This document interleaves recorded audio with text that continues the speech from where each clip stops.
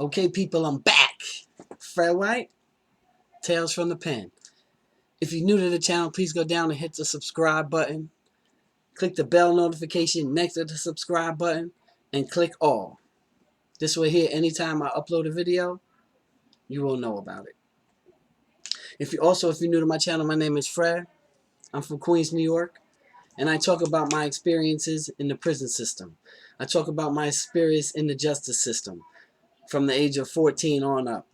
By the age of 17, I was in prison facing felony murder charges. So, altogether, I did almost 16 years in the penitentiary. So, thank you. If you're new to the channel, welcome to the channel. And today, we're going to talk about something that came across my line last week. Okay? So, we're going to talk about the relationships between the guards and the inmates. Okay? Now, on Rikers Island, it is a bit different.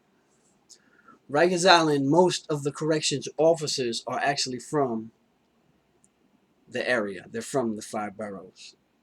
So there's a tendency that, you may know some of these guys. You may, have grown up with them. They may have grown up with your brother, your cousin, something. There's some type of relationship between guards and inmates a lot of times on Rikers Island because, again, Rikers Island is more of like how out of state would have like county jail. Rikers Island is like a county jail. Just made up of many different buildings and many different jails on the island itself. It's in Queens. You have to take a bridge to come across it, right? If you've ever flown into LaGuardia Airport, anybody's ever flown into LaGuardia Airport, look to the left on any of the plane and you'll see it. It's right there. It's right in the middle of the water. It's literally an island. The only way to get to Rikers Island is like I said, is a bus across a bridge. That's it. And once you're in there, it's made up of many different jails in there. C-74, C-95, C-73, 6 buildings, C-76, HGM. Well, not anymore. I think HGM's closed. NIC. Then they have their own little, tent things. Like, it's crazy. So Rikers Island is made up of a bunch of different facilities. But when you're young, automatically, when you're young, like usually from 16 to 18, you go to what's known as C-74. And we know the rest. Adolescents at war, right? We know this. We've heard it many times. Automatically, you go to C-74. And it's a different world. C-74 is a whole different world than anywhere else, I've ever been in life. But, so, what came across my wire last week was this little article out here in the newspapers. And it says, Rikers Island correction officers run world tour program using inmate enforcers. Okay? It goes on to say, Rikers Island correctional officers run a slick scheme dubbed the World Tour that uses favorite inmates as violent enforcement. Inmate such and such says he became a victim of the secret scheme after he got into an argument with a corrections officer. Trapped in the World Tour, he was frequently moved from housing units to where staff knew he was vulnerable to attack. Corrections officers allowed inmates to access to his cell, swipe his belongings, and beat him up. The World Tour allegedly culminated in a vicious slashing by an inmate favored by corrections officers. Okay? They said that they would actually, have put responsibility to hand-picked inmates known as the team. Okay? Now, this just came out 2 weeks ago. Back in 2009, there was something else like this called, instead of World Tour, it was called The Program. Okay? Where guards would, divvy out punishment for other inmates, using other inmates. But I don't, that's been going on forever. I'm like, they're dubbing it names now, the program. The program eventually got blown up because Some corrections officers opened somebody's cell that they didn't like, and they let 3 inmates run in the guy's cell. The kid was 18. Christopher Robinson, I think his name was. And he was 18 years old. Back in, this was, I think, 2009. And the 3 inmates ran in the cell and beat him to death. He died in the cell. They ran up in there, beat him to death, robbed him, took whatever little stuff he had, because he had a beef with the police. Yeah. 2 officers actually went to prison for that. For opening the cell and being a part of this whole program thing that they dubbed it. Now it's the world tour. But that kid died. And that kid was 18 years old. And the thing is, he was only there, he had a probation violation.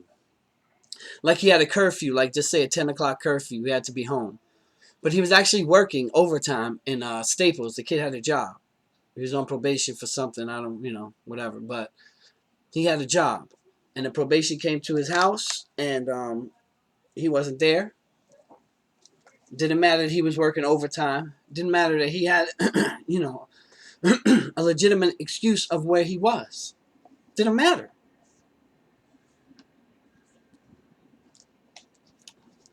They locked him up. And they threw him in, as I always explain, it's a jungle. They threw him in with lions. He got into it with an officer. Officers let the inmates do what they wanted to do. And they killed him. And again, he was only there for... Wow. Just think about that, man. Think about that. But to me, they're dubbing it these names, right? Now, anybody that's been in Rikers Island will understand what I'm about to say. That's just been going on forever. There's no names needed. That's how it goes on Rikers Island. That's how it is. You get into it like, if the thing is that usually certain officers, they work their certain house. So you become familiar with them. You understand? You become familiar with the officer. The officer becomes familiar with you. You understand? And in every house they have what was called house gang. It was weird that it was called that, but that's just the name of it. Basically, those were cleanup guys. All right? So a couple of times a day you have to go in your cell to lock in for what they call a count, where an officer will come around with a flashlight, walk through, nighttime, daytime, whatever it is, count, make sure everyone is there. The house gang don't lock in. So the house gang is out all day. They're running around. It might be like 5 guys, something like that, maybe 6. That, and then you had 1 suicide watch per shift. 7 to 3, 3 to 11, 11 to 7, right? Those are the 3 shifts. And you had one, what was called a suicide aide for each shift.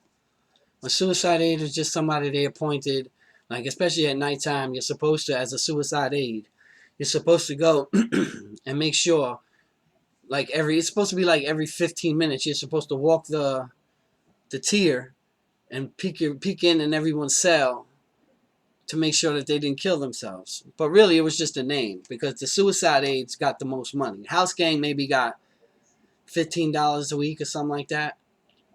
And the suicide aides would get like 20, 21 a week on Rikers Island back then. That's what, on Rikers Island. Upstate, again, that's a whole different pay scale.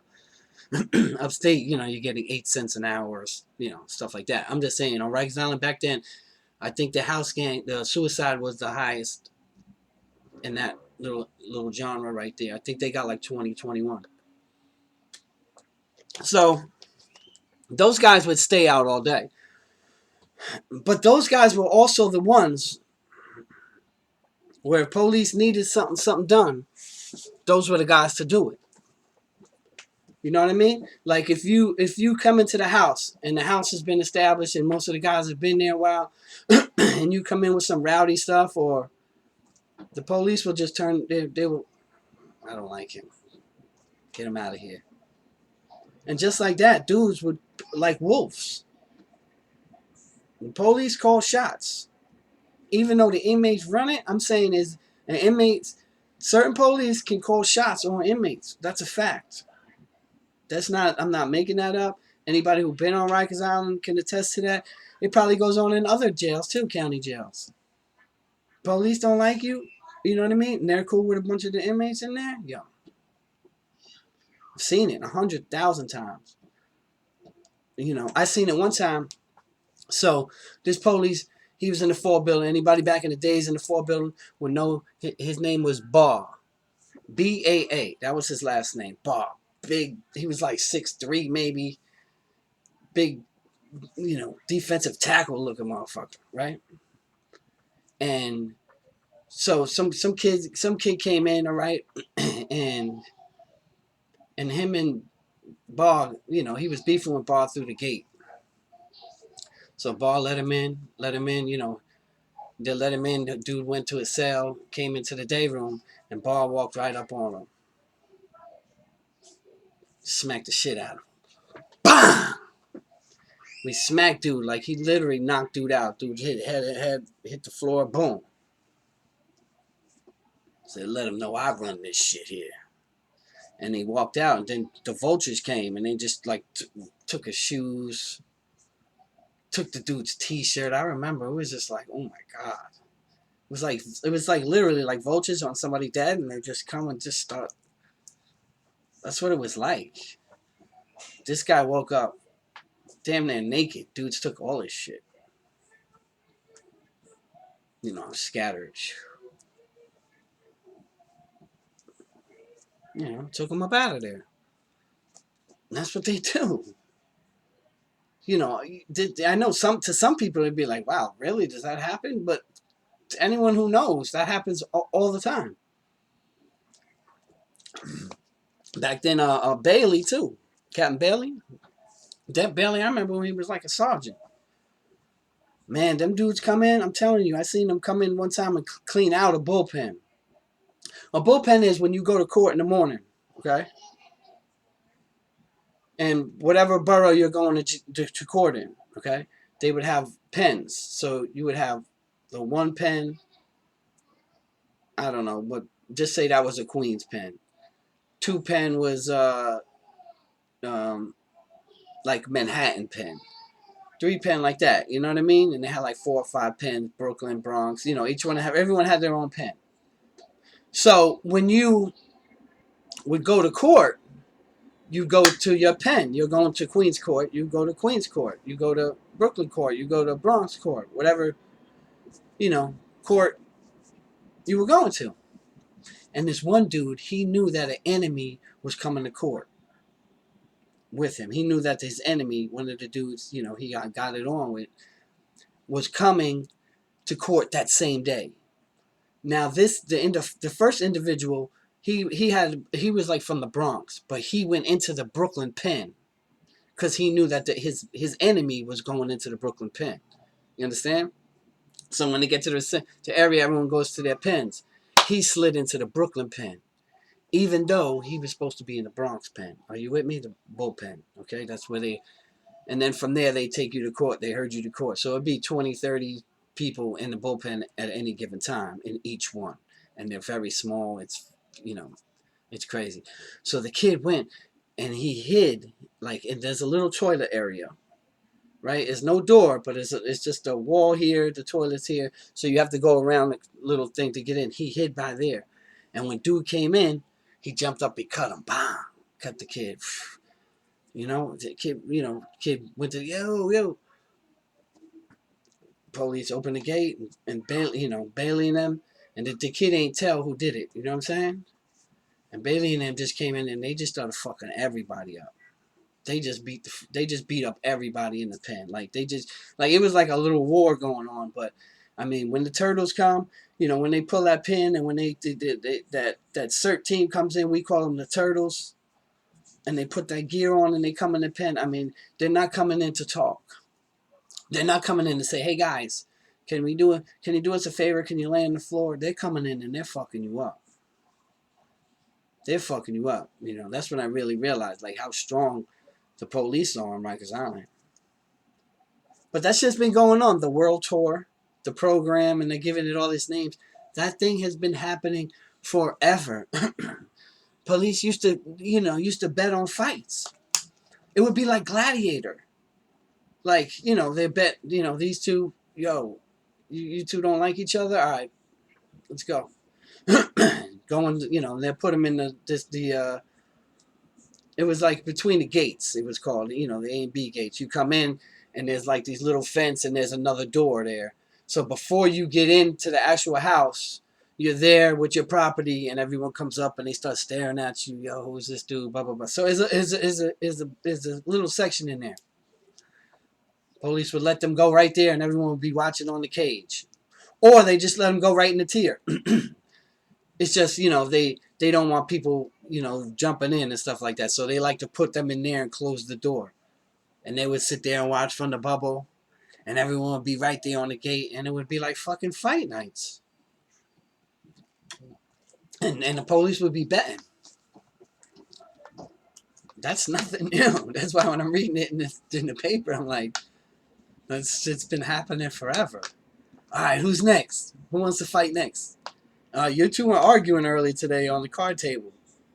You gonna let him punk you, or what are you gonna do? You're not. Okay, come on. Throw him into the arena. I've seen it a lot of times, man.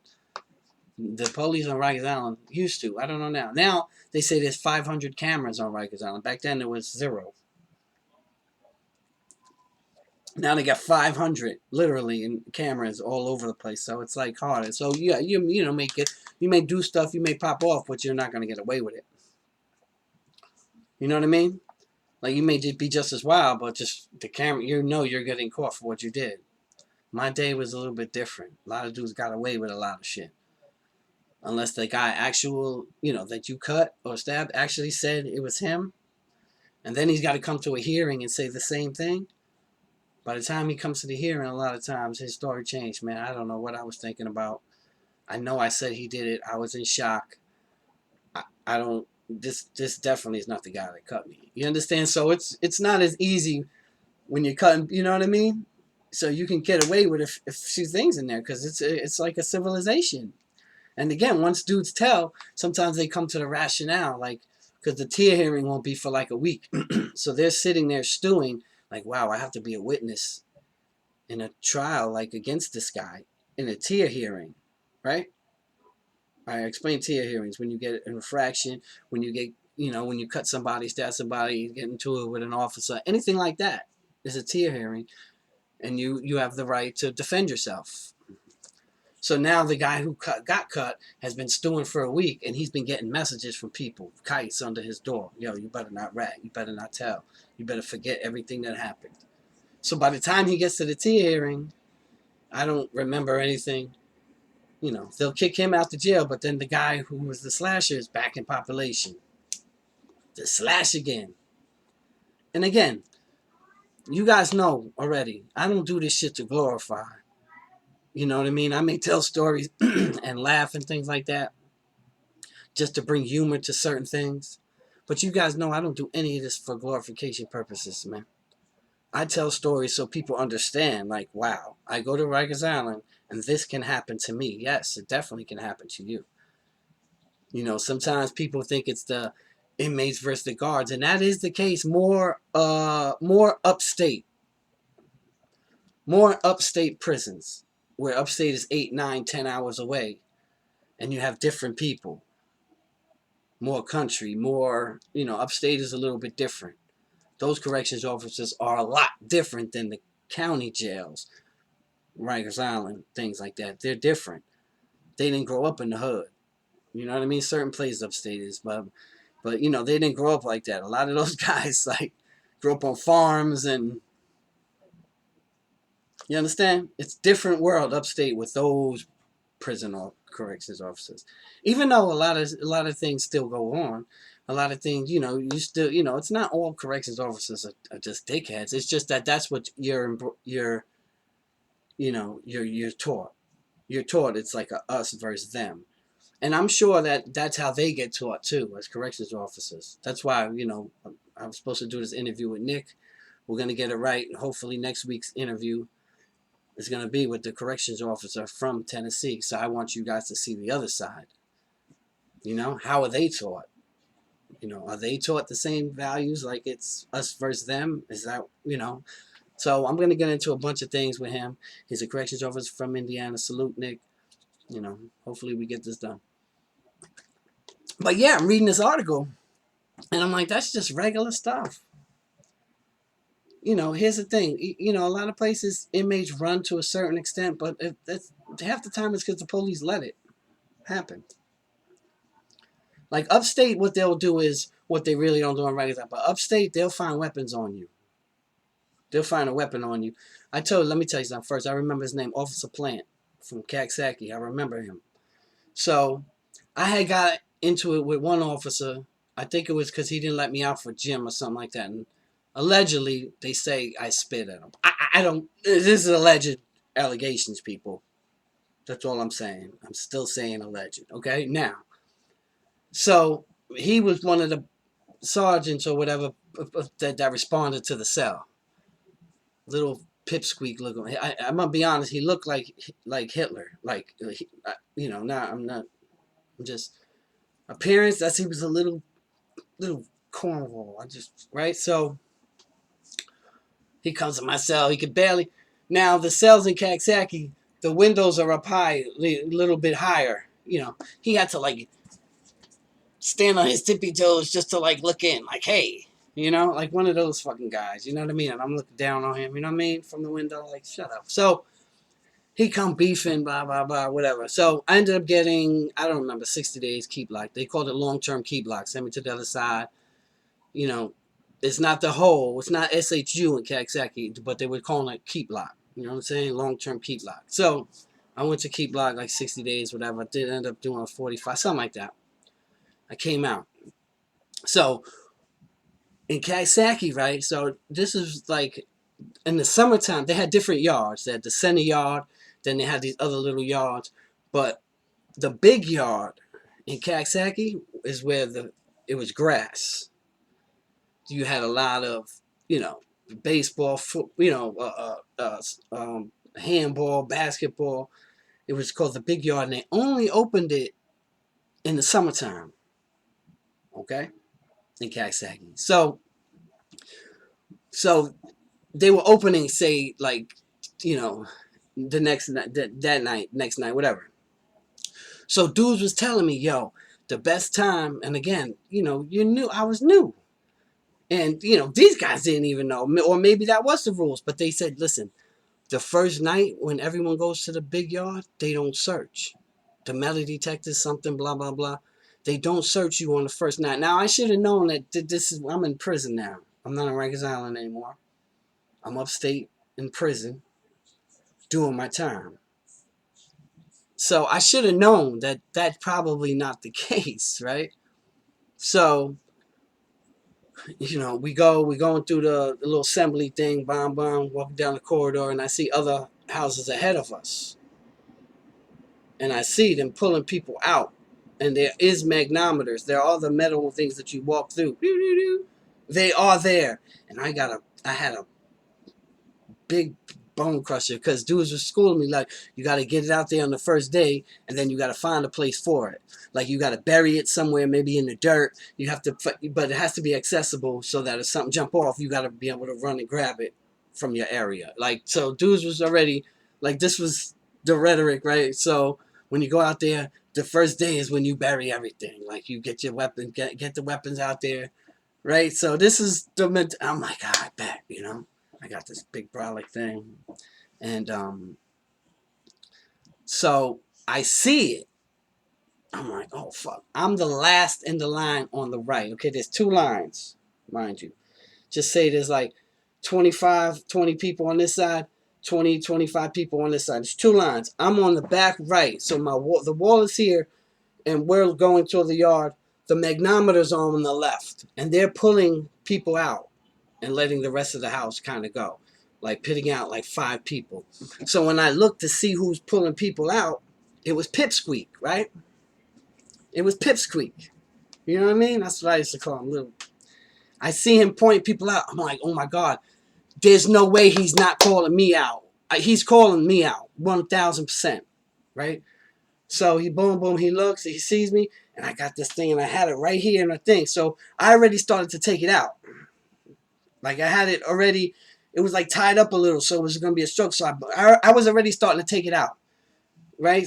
So again, these people on my left, they had blocked that. So when he's like, I knew it. What I did was I went through the middle of the line. You understand? I took it out. Instead of just stepping out, I went through the middle and I dropped it. Boom. And it was like a weird floor anyway, hard floor, but it landed on somebody's foot. Boom. So it didn't. So when I stepped out, like I said, I was like, say, like 23rd out of 23. I stepped out on the left side. Like I came out at like, the third or fourth dude up there. Like I went through the whole line. Boom, came out. They're like, what are you doing all that? Boom. So the next house was there. So now they got like 4 or 5 of us there. We're taking our shoes off. We're getting ready to go through the magnometer. And they tell my house, okay, go. So when they leave, the knife before the other house comes, they see the knife on the floor. You know what I'm saying? They saw it. And they were like, yo, I'm like, I'm just acting like nothing. You know what I'm saying? Then taking my suit, you know what I mean? Get ready to walk. I walk through magnometer. I didn't get to. He walks by. He goes, I wonder whose this is. Right? I was like, and it was like a mad people right there. I was like, I don't know whose that is. That ain't. He was like, he said something about a bet. I would be willing to bet, whatever the fuck he said. My 3 cows, whatever. You know what I'm talking about? That I know whose this was. And he would have won that bet, I tell you that. You know what I mean? So I went out to the yard, whatever. About 3 days later, they come search my cell. Who's there? This guy was just a dick. And so they put me out the cell, got my hands on the wall, and I know I didn't have none. He goes in my pocket, he goes, and he falls on the floor. He goes, oh, because it fell on the floor. You see what I'm saying? He picked up a little razor. He's like, oh, you're dropping things again, huh? I was like, man, come on, man, for real? He was like, lock him up. You know what I mean? Long-term keep lock, 90 days. Now, again, I'm sorry that I'm smiling and laughing, but I'm trying to, bring some different light to the situation. My point is, they do what they want to do. You know what I mean? The inmates run it to a certain extent. But anytime the police want to lock the jail down and keep you in your cells, they do it. They can do it. On pretenses of, we heard there was going to be a riot. So really, are you in control? Nah, you're in control as an inmate of certain things. And this is why I do what I do. Because I want these kids to understand. It's better to be free. It's better to be free than to live that life. It's better to be free than to have your life governed by something else. To be told what to do, when to shit, when to turn your lights off, when you can do anything, when you can eat, when you can come out that cell of yours. I allow it. I let you out like animals. I lived like an animal for so many years. This is why I do what I do right here. To try to get that message across to people. Try to get that message across. Because some people are still not getting it. So, I've had people write certain things like on my comments or whatever. I'll usually just delete them. You know how the haters are, people. But some people will write certain things like in the video I did titled Why I Went to Jail, right? I showed some emotion. Right? That was, to me, was the realest video I've ever done, y'all. So if you haven't gone and seen it, it's Why I Went to Jail. To me, all my shit's real, but that was like I'm not shit, the realest shit I ever wrote. With Pac, it's the realest shit to me that I've ever done. So I've had people write, oh, Fred, you showed emotion, man. You're supposed to be this big kid. I never, first of all, people, I never said I was this big gangster killer. Never. Not one video. You can go to anyone and pick one. Go just click on any of them. I never said any of that. I survived and I did what I had to do. And for the people talking about showing emotion and all of that, that's crazy, because to those people, let me ask you a question. Have you ever heard the screams of a mother who lost her son? Have you? Have you ever looked into the eyes of a father who lost his son? Have you ever heard the words of a family who talk about their loved one who was lost?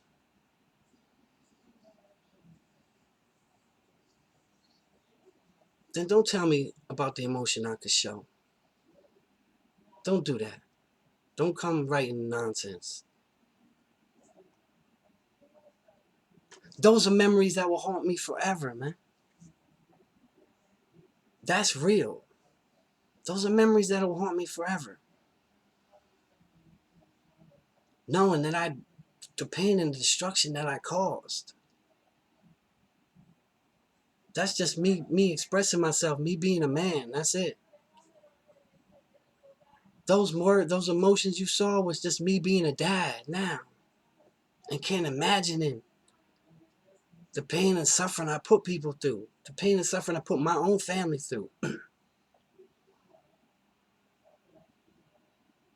So, knowing all the pain and destruction I caused the family, knowing that the mom was institutionalized after she couldn't handle it. Nah. Until you've walked a mile in my shoes, don't judge me. Judge me for who I am now. Judge me. It's okay to show emotion. There's nothing wrong with that. You see, that's the problem, man. That's the problem sometimes. Because as young kids, right? What do we taught? What do we teach little boys? As little boys, what were we taught? We were taught, don't cry. You fall, you get back up. Right? Don't cry. Hold them emotions in. But then what happens is we carry that type things with us. And then when we turn a certain age and that testosterone and hormones, is running through our bodies. And we hold up a lot of anger and a lot of pain in us. It gets taken out in a different way. It's okay to show emotions, man. It's okay to let them emotions out. There's nothing wrong with that. To all you young kids, there's nothing wrong with that. Because it's gonna get used one way or another. So might as well just let it out. And to those, again, to those people writing this silly stuff, don't come on my page with that, man. You're just gonna get deleted. But that's to answer those questions. Why I get emotional? Because again, I remember the screams, man. I remember all the people who came to the courtroom against me, and I remember. And I wasn't a dad at that time. But as a father of 3 now, come on.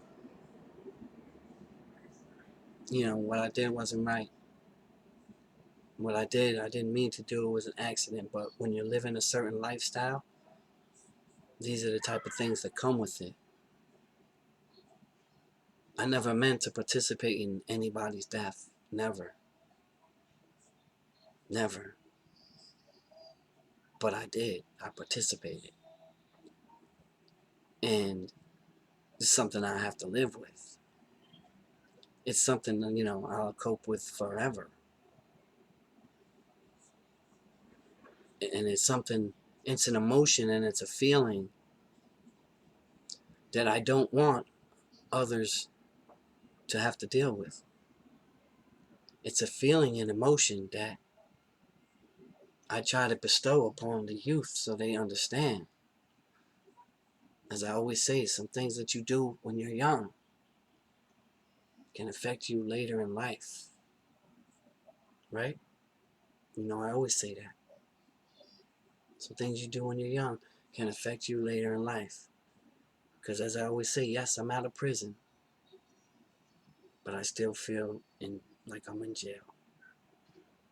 You know, because of the mental aspect of it. It's the stuff I could never get over, of the pain and the hurt that I know that I've caused other people, from my family to victims' family, to anybody else I've hurt through the years. You know, that wasn't my first incident.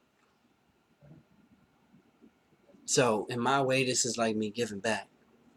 In my way, this is like me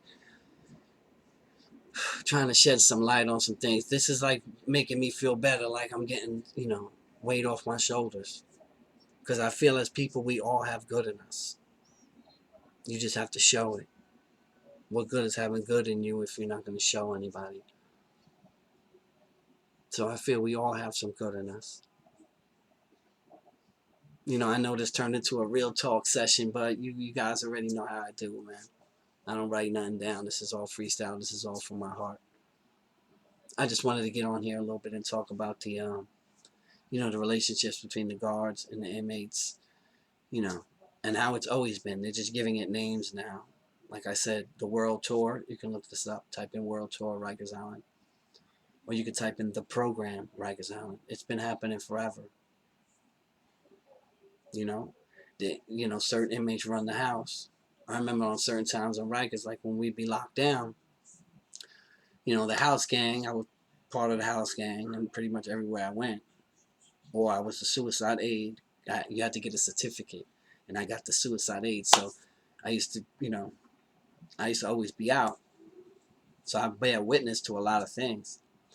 But there'd be times where us as inmates, you know, was behind a little the table right there in the day room, like we'd be on lockdown, a war happened or whatever, and they would actually let dudes out, you know, from your cell, and you would come, and certain dudes they wouldn't allow eat. You don't eat today. Here, take these 2 pieces of bread. Get away from me. Beat it. And they'd have to just go sit down and meagerly eat their bread. 2 pieces of bread. And the police would just be sitting there laughing. So yeah, this just program and world tour, it's just, that's more of a media, you know, this is my opinion of it. You know what I mean? It's more of a media build up and gave it a name, and then it became, yeah, I was part of the program or whatever. But that's just been happening forever on Rikers Island. Forever. You know, you gotta duck inmates, you gotta duck cops, you gotta duck everything on Rikers Island. So the moral of the story is, don't go. The moral of the story is, you know, kids, stay your ass in school. You know my motto. You know how I get down. Stay your ass in school. It's much better to be free. Trust me. Trust me when I tell you. Alright, people, on that note, I hope you liked the video. Please leave a like, leave a comment. I love everybody who watched the video. I appreciate you guys. I appreciate, you know, I appreciate all my Tales from the Pen supporters. We're over the 13,000 mark. Oof. Look at us. Oof. And we still climbing. You know the motto, people. Experience is the greatest teacher. But somebody else's experience could be just as valuable if you pay attention and listen. And on that note, Fred White, signing off.